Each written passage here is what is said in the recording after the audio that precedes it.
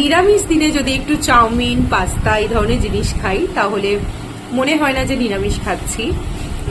তো আজকে রাতে ডিনারে আছে চাউমিন, তাও আবার সয়াবিন দিয়ে। তার জন্য কড়াতে সাদা তেলে প্রথমে বাদাম ভেজে তুলে নিতে হবে। সিদ্ধ করা সয়াবিন নুন দিয়ে ভেজে তুলে নিতে হবে। তারপর ওই কড়াতেই আরেকটু তেল দিয়ে সমস্ত সবজি দিয়ে দিতে হবে। ভালোভাবে নেড়ে চেড়ে তাতে নুন, গোলমরিচ আর ম্যাগি মশলা দিয়ে আবারও ভালো করে ভেজে নিতে হবে। ভাজা ভাজা হয়ে গেলে তাতে সিদ্ধ করা নুডলস দিয়ে আরও কিছুটা নুন আর গোলমরিচ গুঁড়ো ছড়িয়ে ভালো করে নেড়ে চেড়ে তার মধ্যে সয়াবিন আর ভাজা বাদাম দিয়ে আবারও ভালো করে নাড়াচাড়া করলেই রেডি হয়ে যাবে সয়া চাউমিন। এটা খেতে কিন্তু খুব ভালো হয়, আর নিরামিষ দিনে তো খুব ভালো লাগে খেতে।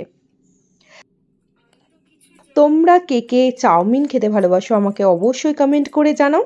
সো দেখা হচ্ছে পরের ভিডিওতে। এখনকার জন্য টাটা।